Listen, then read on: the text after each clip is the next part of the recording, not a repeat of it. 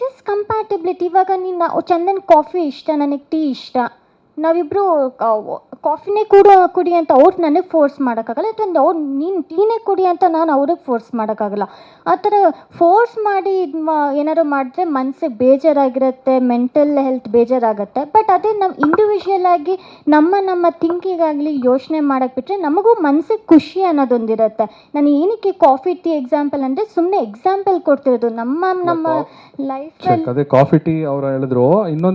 ಇನ್ನೊಂದು ಹೇಳ್ತೀನಿ ಅಂದರೆ ಇನ್ಕಂಪ್ಯಾಟಬಿಲಿಟಿ ಅಂದರೆ ಹೊಂದಾಣಿಕೆ ಆಗದೆ ಇರೋದು ಅಂತ ಹೇಳಿದ್ರೆ, ಇವಾಗ ನನಗೆ ಬೆಳಗ್ಗೆ ನಾನು ಬೇಗ ಎಚ್ಚರ ಆಗೋದು ನನ್ನ ಒಂದು ಜೀವನ ಶೈಲಿ. ನಾನು ಬೆಳಗ್ಗೆ ಬೇಗ ಎದ್ದೇಳ್ತೀನಿ, ಅರ್ಲಿ ಮಲ್ಕೊಳ್ತೀನಿ.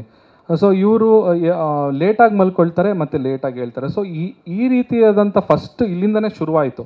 ಸೊ ಇವಾಗ ಈ ಥರ ಏನಾದಾಗ ನಮ್ಮಿಬ್ಬರಿಗೆ ಒಬ್ರಿಗೊಬ್ರು ಟೈಮೇ ಕೊಡೋಕೆ ಆಗ್ತಾ ಇರಲಿಲ್ಲ. She is a night person, ನಾನು ಮಾರ್ನಿಂಗ್ ಪರ್ಸನ್. ಸೊ ಇಲ್ಲಿಂದ ಸ್ಟಾರ್ಟ್ ಆಗಿ ಹಲವಾರು ವಿಚಾರಕ್ಕೆ ನಾನು ಆವಾಗಲೇ ಫಸ್ಟಿಗೆ ನಾನು ಮೊದಲಿಗೆ ಹೇಳ್ದಂಗೆ ಇಬ್ಬರ ಒಂದು ಜೀವನ ಮತ್ತು ಜೀವನ ಶೈಲಿ, ನಾವು ಜೀವನನ ಅರ್ಥ ಮಾಡ್ಕೊಂಡಿರುವಂಥ ವ್ಯಾಖ್ಯಾನ ಬೇರೆ ಬೇರೆ ಇತ್ತು. ಸೊ ಹಾಗಾಗಿ ಅದಕ್ಕೆ ರೆಸ್ಪೆಕ್ಟ್ ಮಾಡಿ ಇವತ್ತು ಈ ಒಂದು ಡಿಸಿಷನಿಗೆ ಬಂದಿರೋದು.